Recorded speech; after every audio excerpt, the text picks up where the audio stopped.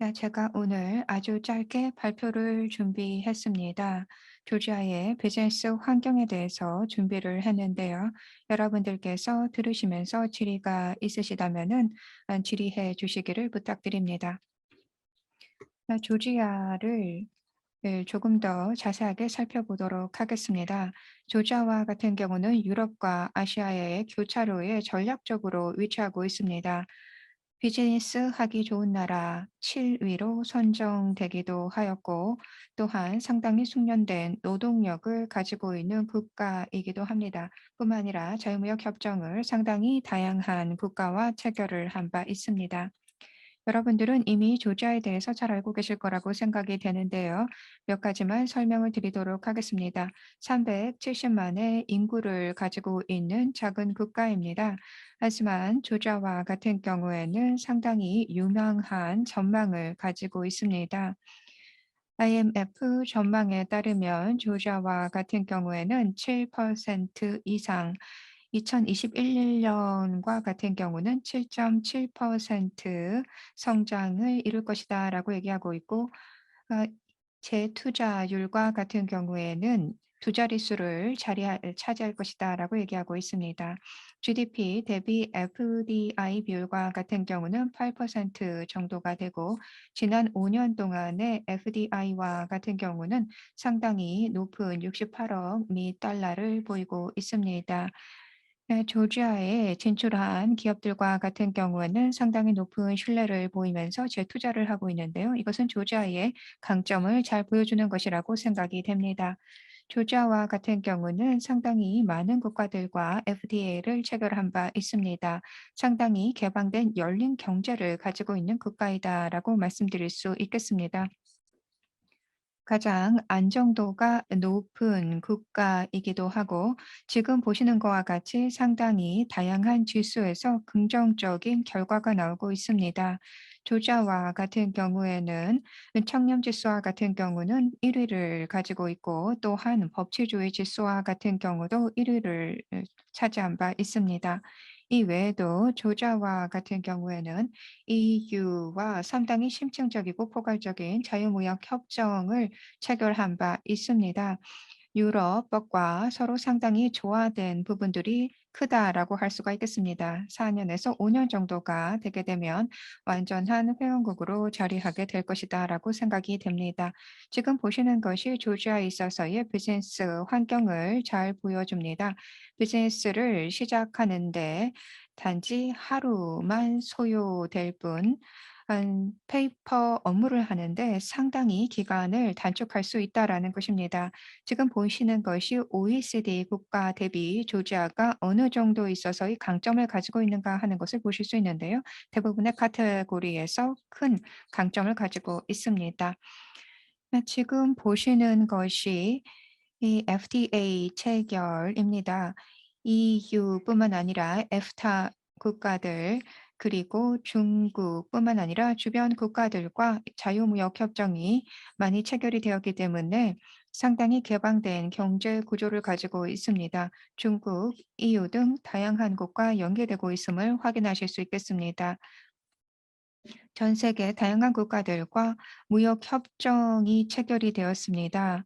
조지아로 수입되는 제품과 같은 경우 80%, 상품의 80%가 수입 관세가 면제되고 있습니다. 전자 제품 등 이러한 전자 IT 제품에 대해서는 수입 절차가 훨씬 더 단순화되어 있습니다. 그렇기 때문에 10분에서 15분 사이에 통관이 되게 되는데 상당히 긍정적인 데이터라고 할 수가 있겠습니다. 조지아와 같은 경우는 숙련된 노동력을 풍부하게 가지고 있습니다. 자, 터키라던가 그 외에 주변 국가들, 특히 동유럽, 중앙유럽 국가들과 비교한 월 급여 수치를 보실 수가 있습니다. 노동력과 관련돼서 상당히 유연한 체제를 가지고 있습니다.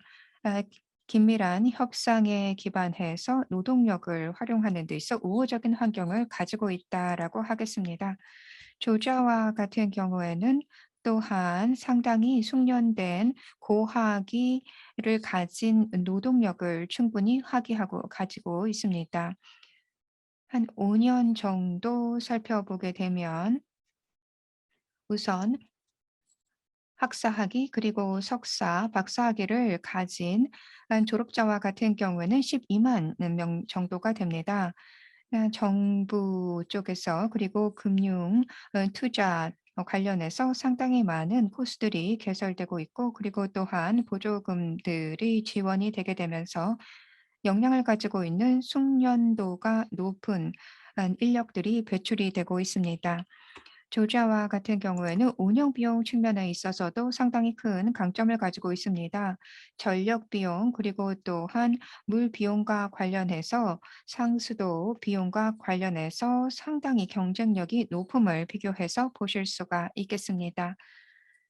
내년부터 조지아와 같은 경우에는 새로운 시장 모델을 도입하게 됩니다. 이를 통해서 전력의 수급과 관련된 변화가 오게 되는데 하루 내에 1일 전력 거래라고 하는 것이 이루어지게 됩니다.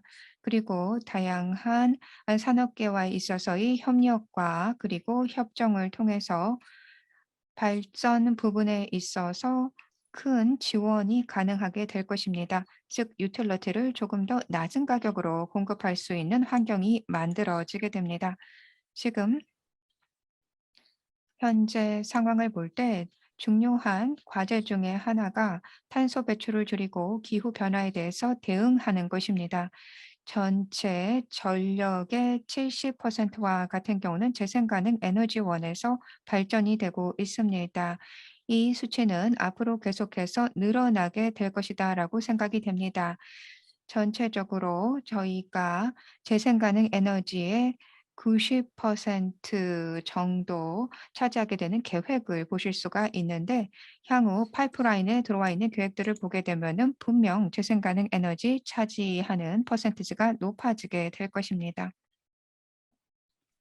지금 보시는 것은 한 여러 토지 그리고 또한 사무 공간과 관련된 비용들을 참고하실 수 있도록 준비한 것입니다. 나중에 조금 더 설명을 드릴 기회가 있을 거라고 생각이 되는데요. 사무 공간, 물류 공간 같은 경우 렌트를 하는 데 있어서 어느 정도의 비용이 들어가는지, 그리고 또한 건설 비용과 같은 경우는 어떠한지 하는 것을 보실 수가 있는데, 건설 비용과 같은 경우 주변 국가 비교해 볼 때 경쟁력이 상당히 높습니다. 조지아와 같은 경우에 또 세제와 관련돼서 상당히 우호적인 환경을 가지고 있습니다. 세제로 보았을 때 조지아와 같은 경우는 조세 부담이 적은 3위 국가로 자리하고 있습니다. 또한 전체적으로 보았을 때 법인세와 같은 경우 15%, 개인소득세는 20%, 부가가치세는 18%, 재산세와 같은 경우는 1% 미만으로 자리하고 있습니다. 전체적인 비즈니스 그리고 조세 환경을 보실 수가 있겠습니다. 수입세와 같은 경우는 각각 상품마다 다른데 0%, 5% 또는 12%로 부과가 되고 있습니다. 이에 더해서 다양한 투자 인센티브가 기업들에게 제공되고 있습니다. 수익과 같은 경우에 재투자가 되는 부분들, 즉 유보이익과 같은 경우에는 세금이 부과되지 않습니다. 조지아와 같은 경우 연금과 관련해서 고용주가 2%, 피고용인이 또한 2% 공동 부담을 하도록 되어 있습니다. 이자, 배당, 로열티와 같은 경우에는 소득세가 5%에 그칩니다. 뿐만 아니라 56개의 국가들과 이중과세 방지 협약이 맺혀져 있습니다. 다양한 산업 자유무역 지대가 자리하고 있습니다. 상당히 전략적인 곳에 위치하고 있고 뿐만 아니라 이 부분과 같은 경우는 소득세 부분에 있어서 면세 등이 가능하기 때문에 기업들과 같은 경우에는 큰 경쟁 우위를 가져갈 수 있는 부분들이 있겠습니다. 세제 혜택은 이 외에도 IT 기업에게 추가적으로 또 제공되며 해상 운영과 관련해서도 선박 운영과 관련된 서비스에서도 제공이 되고 있습니다. 수익세와 같은 경우에는 5% 정도까지 조정되는 등에 있어서의 내용 등이 담겨 있습니다. 조지아는 제조와 관련된 추가적인 지원을 제공하고 있습니다. 토지와 관련된 그리고 사무 공간 렌터와 관련된 부분의 경쟁력에 대해서는 이전에 말씀을 드린 바 있고 또한 보조 지원금과 관련된 부분들이 있습니다. 그렇기 때문에 상당히 큰 경쟁 우위를 기업들이 가져갈 수 있다라는 말씀을 드립니다. 뿐만 아니라 제조 공장을 위한 토지, 건물 지원, 대출 이자 보조금과 관련된 부분들, 담보 보증과 관련된 다양한 지원들이 제공이 되고 있습니다. 인력 교육이라던가 인프라 지원에 대한 혜택들이 있고 전자 자동차 부분들과 같은 경우도 제조 부분들이 되겠는데요. 지원을 받을 수 있고 BPO, MRO, 물류센터와 같은 경우 지원들이 있습니다. 네, 한국과 조지아의 경제 관계에 대해서 얘기하고 있는데 다음 발표에서 좀 더 자세하게 언급이 될 거라고 생각이 되기 때문에 간단하게만 말씀을 드리도록 하겠습니다. 지난 몇 년 동안의 성장이 되다가 코로나로 인해서 잠깐 주춤한 모습을 보이고 있습니다. 그렇지만은 조지아 와인과 같은 경우에는 한국 수출량이 지난 5년 동안 400% 증가하는 등 긍정적인 모습을 보이고 있습니다. 현재 한국의 FDI와 같은 경우는 2억 달러를 상회하고 있고 한국과 조지아의 자유무역 협정이 협상되고 있는데 이것이 체결이 되게 되면 조지아와 그리고 한국 간에 있어서의 교역량이 증가할 거라고 생각이 됩니다. 이제 제 마지막 슬라이드가 되겠는데요. 여러분들께서 저희 기관에 대해서 잘 알고 계실 거라고 생각이 되기 때문에 간단하게만 말씀을 드리겠습니다. 저희 엔터프라이즈 조지아와 같은 경우에는 수출 그리고 투자, 중소기업 등을 지원하는 역할들을 하고 있습니다.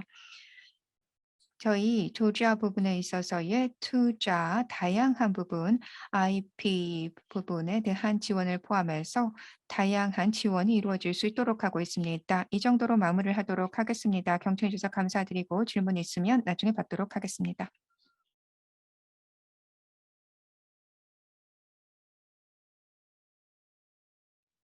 네, 그럼 발표를 시작하겠습니다. 아까도 소개를 드렸지만 저는 대외경제정책연구원의 러시아 유라시아 팀의 정동현 전문연구원이라고 합니다. 오늘 한국 조지아 교역 현황과 협력 유망 분야 그리고 협력 가능성이 높은 분야에 대해서 발표를 준비를 했습니다. 먼저 간략하게 한국 조지아 간 교역 현황에 대해서 살펴보고 그 다음에 협력 유망 분야에 대해서 말씀드리겠습니다. 조금 전에 발표에서도 간략하게 말씀을 해주셨는데요. 2000년 이후에 한국과 조지아 간 교역 현황을 간략하게 살펴보면 2000년대 중반부터 한국의 수출이 크게 증가하면서 한 조지아 교역이 증가를 했습니다. 그렇지만 그 이후에 대내 환경이 변화함에 따라서 크게 변동이 나타나고 있습니다. 2009년에서 10년 사이에 세계 금융위기의 영향으로 양국 간 교역이 크게 감소를 했었고요. 이후에 다시 교역이 증가했고 특히 한국의 자동차 수출이 크게 늘어나면서 2014년도에는 역대 최대치인 수출 1억 4천만 달러, 교역 1억 6천만 달러를 달성하기도 했습니다. 그러나 그 다음에 세계 경기 둔화가 나타나면서 교역량이 세계적으로 감소를 했고 또 자원 가격이 하락하는 영향으로 상품 가격이 동반 감소하면서 양국 교역이 다시 감소를 했습니다. 2018년도부터는 다시 양국 간 교역이 늘어나는 양상을 보이고 있는데요. 특히 28년도부터 한국의 대조지아 수출이 다시 늘어나면서 코로나19가 발발했음에도 불구하고 2020년 계속 증가를 유지하면서 한국의 조지아 수출이 9,800만 달러를 달성한 점이 주목할 만한 것으로 평가가 됩니다. 다음으로 한국의 대조지아 주요 수출, 한국과 조지아 간 주요 이제 교역 품목에 대해서 살펴보면 이제 주요 수출품은 자동차, 철강 그리고 의료용품이 있습니다. 교역 품목 변화를 보기 위해서 2010년도와 2020년도에 교역 품목을 한번 이제 상위 5개의 교역 품목을 살펴봤는데요. 2010년도의 주요 수출품은 철강, 플라스틱, 이제 기계류였는데 2020년에는 의료용품의 수출이 크게 증가를 했고요. 자동차가 최대 수출품으로 자리 잡았습니다. 그렇지만 철강 제품의 수출 비중이 2010년도에는 37%였는데 2020년도에는 15%로 하락했습니다. 특히 2020년도에 의료용품 수출이 증가를 한 것은 코로나19의 영향인 것으로 생각이 됩니다. 한국의 주요 수입품은 무기 화합물과 동, 그리고 의료와 그 부속물입니다. 수입품의 경우에도 2010년도와 비교를 해봤을 때 2010년에는 광물성 연료와 구리 제품이 73%로 수입의 대부분을 차지를 했는데 2020년에는 무기 화학물이 수입이 늘어났고 그다음에 여전히 동 제품이 많이 수입이 되고 있습니다. 최근에는 의류와 그 부속물 수입이 늘어나고 있는데요. 규모는 아직 적은 수준이지만 꾸준히 증가하고 있다는 점을 주목할 만한 것으로 생각합니다. 그러면 다음으로 한국과 조지아 간 협력 유망 분야에 대해서 말씀을 드리겠습니다. 방금 전에 발표에서도 이제 협력 유망 분야에 대해서 말씀을 해주셨는데요. 저는 조금 더 양국의 협력 수요를 바탕으로 봤을 때 협력이 유망한 분야, 그리고 앞으로 조금 더 양국이 협력을 고려해 볼 수 있는 협력 가능성이 높은 분야에 대해서 모두 다 살펴봤습니다. 여러 분야가 있겠지만 크게 3가지 산업 분야에 대해서 말씀을 드리려고 합니다. 우선은 농업과 농식품 분야입니다. 농업이 조지아의 전통적인 산업인데요. 2020년 기준으로 생산의 8.4%, 그리고 전체 고용의 20% 정도를 담당하는 여전히 중요한 경제의 한 축을 담당하고 있습니다. 산업 생산에 있어서도 농업을 기반으로 하는 식품, 음료 가공이 제조업에서 가장 큰 비중을 차지하고 있고요. 총 산업 생산에서는 약 절반 정도의 비중을 차지하고 있습니다. 특히 최근에는 음료 제조 부분이 빠르게 성장을 하고 있는 것으로 나타났는데요. 지난 5년간 식품 제조 부분은 평균 4.6% 성장을 했는데 음료 부분은 평균 15%의 성장률을 기록을 했습니다. 교역 측면에서 살펴봤을 때는 음료 및 담배가 3위 수출품을 기록을 했었고요. 그리고 음료, 담배, 식품, 동물 이런 식으로 농식품 전체를 봤을 때는 전체 수출의 28% 정도의 높은 비중을 차지하고 있습니다.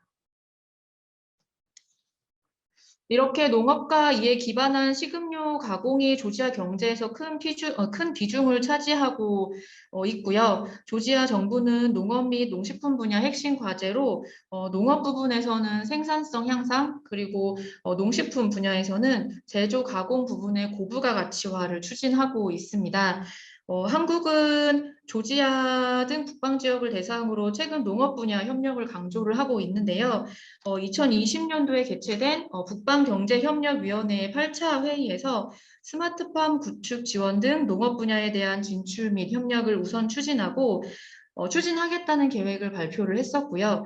2021년도에 개최한 제9차 회의에서는 농수산 협력을 8개 이니셔티브 중에 하나로 다시 정리를 하고 농식품 시장 개척, 농업 다이얼로그 구축, 곡물 유통망 확대, 그리고 스마트팜과 농수산 ODA를 통한 북방 공동체 형성이라는 계획을 제시를 하기도 했습니다. 그래서 이런 점을 고려를 했을 때 농업 및 농식품 분야가 양국의 협력 수요가 가장 부합하는 분야 중 하나라고 생각이 되고 그런 차원에서 협력 잠재력이 높은 것으로 평가가 됩니다. 조지아 정부는 국가 발전 프로그램 2021, 2024를 올해 발표를 했는데요. 여기에서 농업 부문 발전 과제로 5가지 정도를 제시를 하고 있습니다.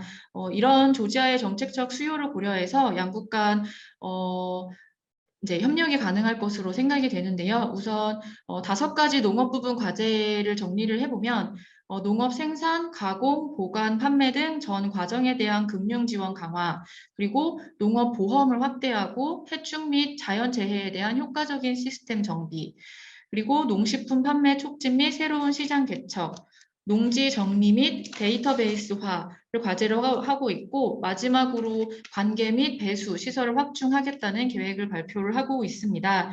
그래서 이런 점에 기초를 해봤을 때 농업보험이나 해충 및 자연재해 대비 시스템 관련해서 한국 정부가 자문이라던가 시스템 구축을 지원을 할 수 있을 것으로 생각이 되고요. 또 온실 그린하우스라던가 농업 장비에 대한 금융 지원을 조지아 정부가 확대할 계획이기 때문에 한국이 관련 기술과 장비를 소개하는 등 협력을 확대할 수 있을 것으로 생각됩니다.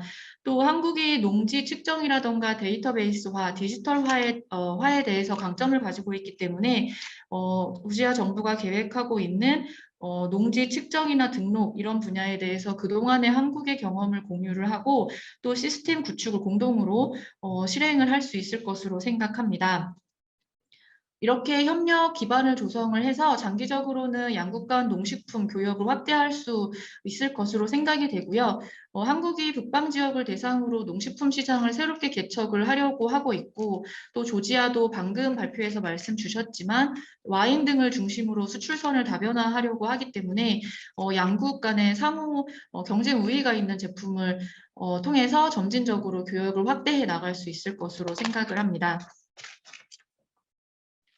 두 번째로 관광 부분에 대해서 말씀을 드리고 싶습니다. 잘 아시겠지만 관광 부분이 조지아 산업에서 가장 큰 비중을 차지하고 있고 또 빠르게 성장하고 있는 부분입니다. 생산 측면에서 봤을 때 GDP의 약 8% 정도를 차지하고 있고요. 이것은 2016년도에는 관광 부분이 6.2%를 차지하고 있었는데 크게 증가한 수치입니다. 그리고 조지아 서비스 수출의 약 70%가 관광 부분에서 유발이 되고 있고요. 세계 여행관광협회는 관광 부분의 직접적인 연관 산업 외에도 투자와 고용으로 인한 소비 창출 등 파급 효과를 모두 고려할 경우에 관광 부분이 조지아 경제에 기여하는 정도가 26.3%라는 분석 결과를 발표를 하기도 했습니다. 이렇게 관광산업이 조지아 경제에 미치는 영향이 매우 크고요. 그리고 이 그래프를 참고를 해주시면 조지아 관광산업의 발전 가능성도 매우 높은 것으로 평가가 됩니다. 2020년에 코로나19의 영향으로 전 세계 관광산업이 크게 침체가 되었는데요. 그럼에도 불구하고 2019년도까지의 수치를 봤을 때 2010년 이래 조지아 방문 해외 관광객 수가 크게 증가를 했고 또 관광 수입도 빠른 속도로 증가해 온 것을 확인할 수 있습니다. 유엔 세계관광기구는 2017년도에 조지아가 세계에서 4번째로 빠르게 성장하는 관광지라고 보고를 하기도 했습니다.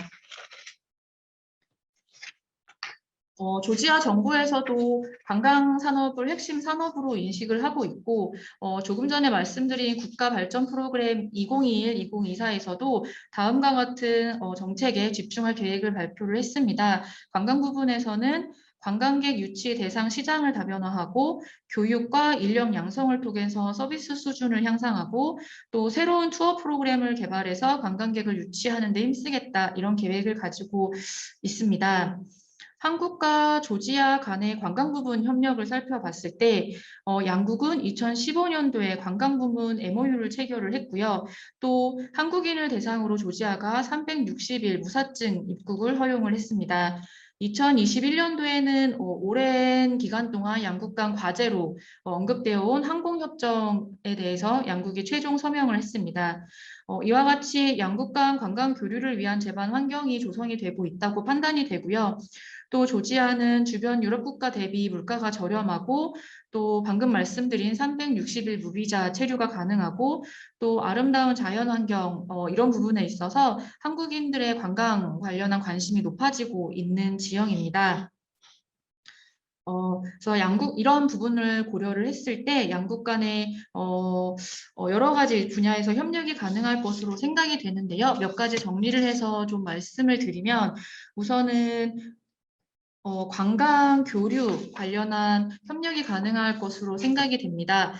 방금도 말씀드렸지만 조지아로 유입되는 관광객의 70%가 주변국 아제르바이잔이나 아르메니아나 러시아 같은 주변 국가에서 유입이 되고 있습니다. 그래서 조지아 정부가 이들 국가 외로 관광객 유입 시장을 다변화하고자 하고 그래서 미국이나 유럽, 중국 등으로 마케팅을 확대를 하려고 하고요.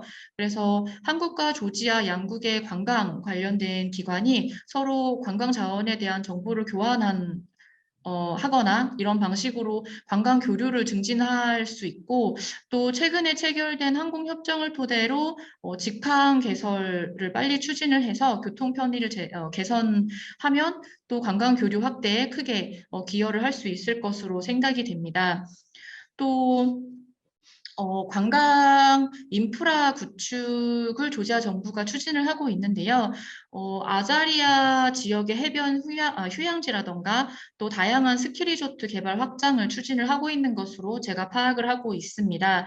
그래서 이런 개발 프로젝트에 대한 우리 기업의 참여 가능성도 있다고 생각을 합니다. 특히 최근 언론에서 많이 언급이 되고 있는 것이 2023년도에 프리스타일 스키 앤 스노보드 월드 챔피언십을 앞두고 이 대회가 개최되는 바쿠리안이나 구다우리 지역의 리조트 확장과 개발을 적극적으로 추진하고 있다고 들었습니다. 또 라차 리조트 신규 개발도 적극적으로 추진하고 있다고 말씀을 들었습니다. 그래서 방금 전 발표에서 투자자에 대한 여러 가지 인센티브 제공에 대해서 말씀을 주셨는데요.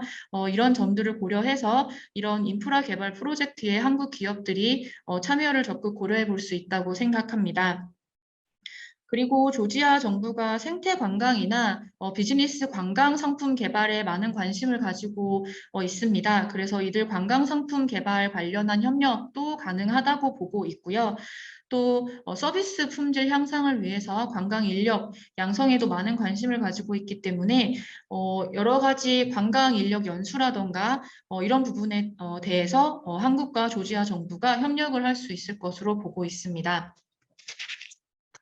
마지막으로 신재생 에너지 분야에 대해서 말씀을 드리려고 합니다. 방금 전 발표에서도 신재생 에너지 부분 개발 계획에 대해서 여러 가지로 설명을 해주셨는데요.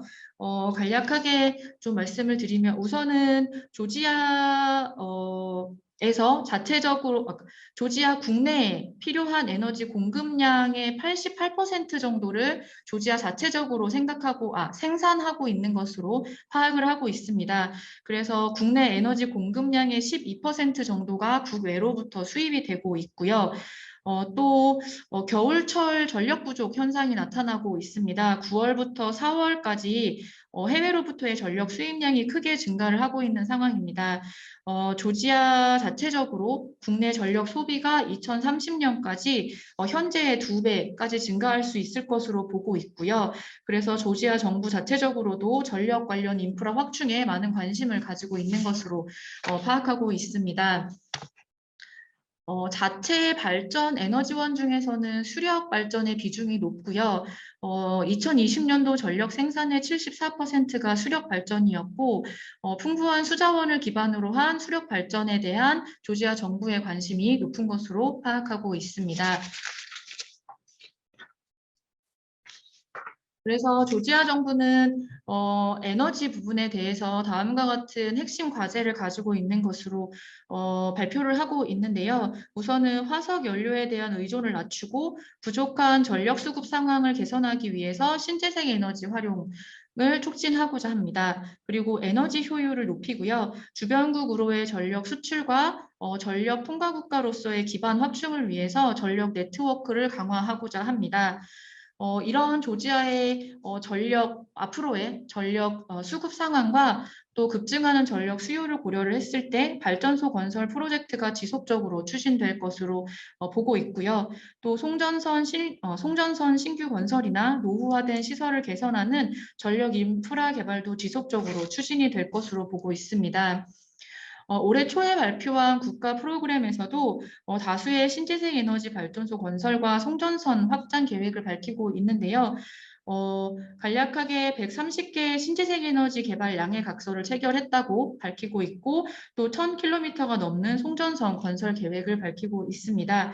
그래서 우리 한국 기업이 이미 렌스크라 수력발전 프로젝트라던가 렌테키 수력발전 프로젝트에 참여한 경험이 있기 때문에 이런 경험을 바탕으로 다른 에너지 개발 사업에도 참여를 할 수 있을 것으로 보고 있습니다. 네, 그러면은 이 정도로 제 발표를 마치도록 하겠습니다. 감사합니다.